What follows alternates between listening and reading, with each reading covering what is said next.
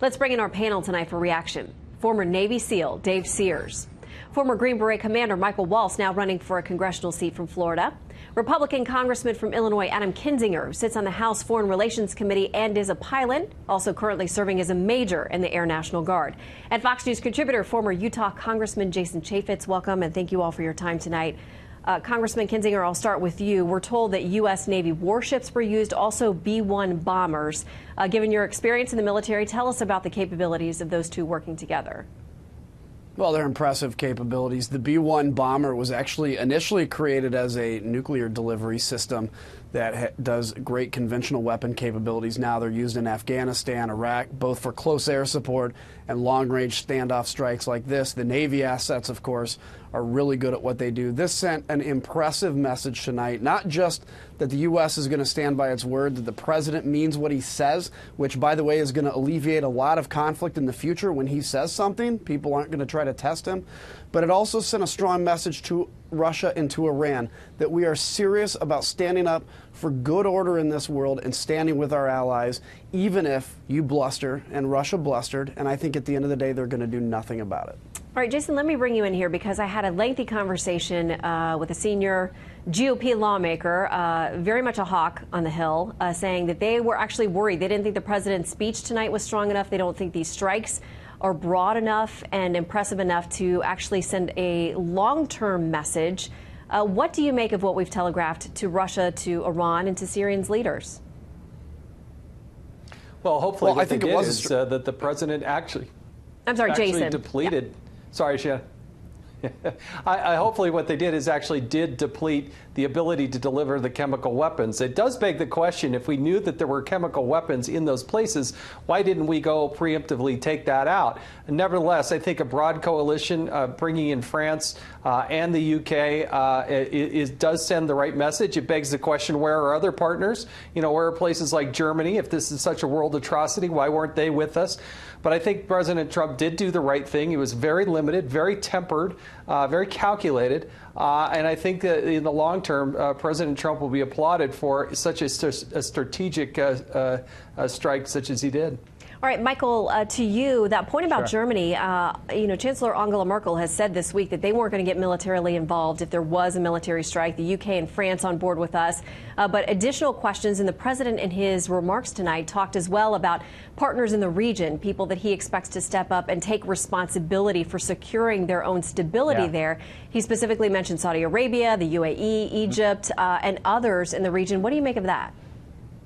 Well, so there were a number of very interesting aspects of the president's speech. You mentioned Germany. There were a number of references to World War I, where it's the last time chemical weapons were actively used in combat, and it was actually the French and the British that suffered mightily at German hands for the use of chemical weapons. So, I mean, I just thought that was an interesting historic reference.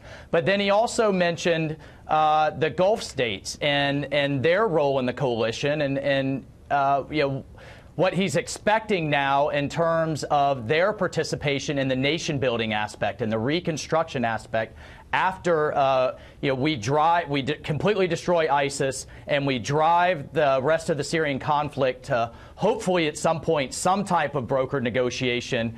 That was under the guise and in the context of the president wanting to get U.S. soldiers out, to not be bogged down and to spend a lot of money and more blood and treasure in the reconstruction aspect, and that he's clearly looking at the Saudis, the Emiratis, the Jordanians, and the other Gulf states to step in there. Mm-hmm.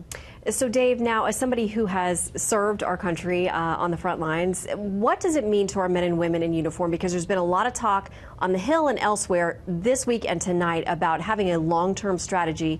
And when we ask men and women to go into service into these situations, that we need to understand, we already have boots on the ground there, what the long-term plan is for them. Do you think this administration has articulated that well enough? Do they owe more to the men and women we have serving there and those we may ask to join these efforts? Certainly they owe more on the long-term plan. They haven't articulated that, whether it's Syria, whether it's Afghanistan, whether it's still our presence in Iraq, and the way they look at that. What we're very good at is tactical strikes and executing things like this. We're excellent at that.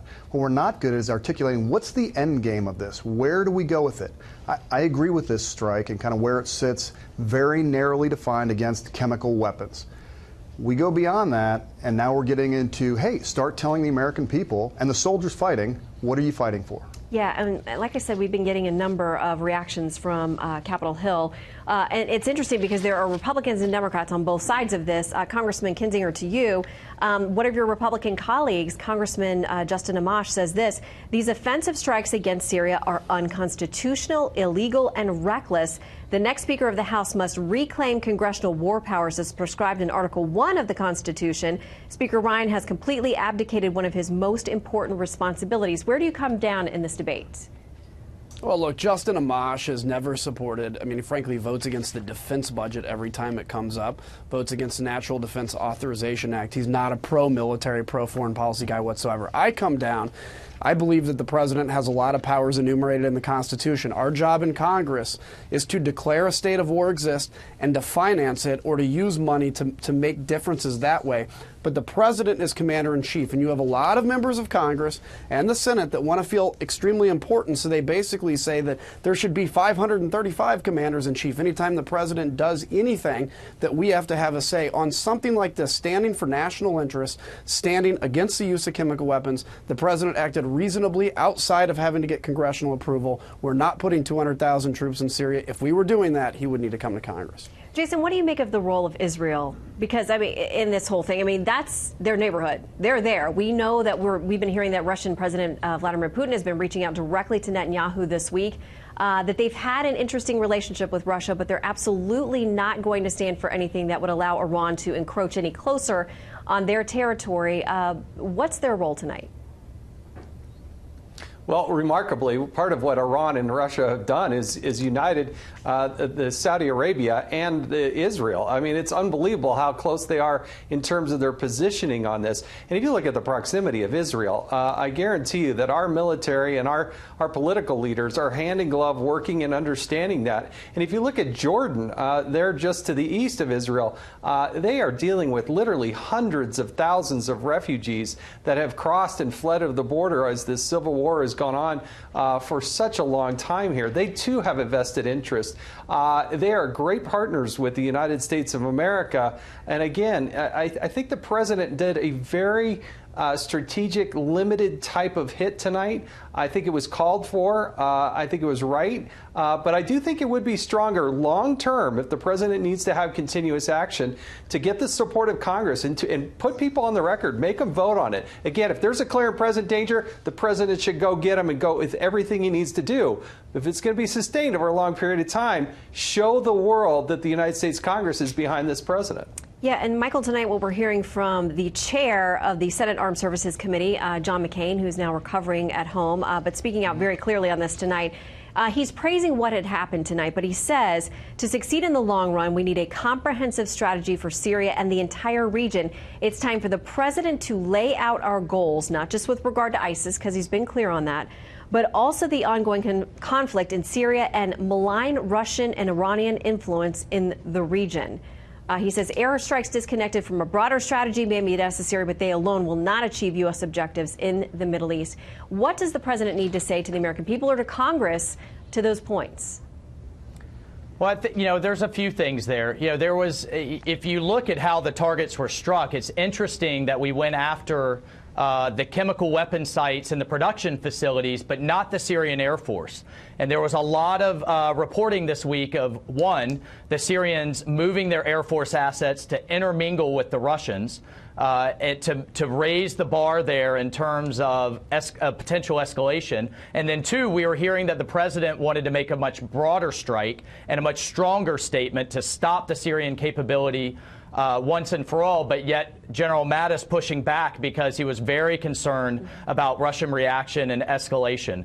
So, to your point of where are we going with this more broadly, well, I think the administration has been clear that we need to, number one, defeat ISIS once and for all, but then also set the conditions to prevent the return of ISIS. The last thing we want to do is completely pull out and see ISIS 3.0 come back. So I think we're seeing the administration now look to the Gulf Arab allies and others to take on that reconstruction role. But then the second part, to Jason's point and to Congressman Kinzinger's point is, what are we going to do more broadly about the Syrian civil war? We're trying to drive that to a UN-brokered resolution. I think one could look over the horizon and see some type of potential power-sharing arrangement, somewhat like what happened after Lebanon in the civil war. But the key there is Assad must go. We cannot see I cannot foresee some broad power-sharing agreement with Assad still in place, given what he has done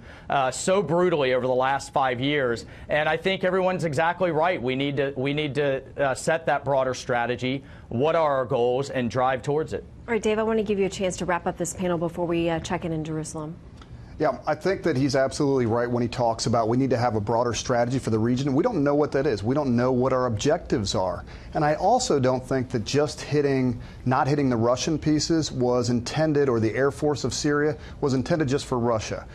You don't want to weaken Assad so that the rebels are able to become emboldened, and now you extend the civil war. So how much damage do you do doing that? So I think it was a cautious, good strike. We'll see what happens in the future. We'll see what comes next. And we always know that when a leader is taken out in this, there's a vacuum situation, and that is, bears much caution. All right, stick around. Thank you very much.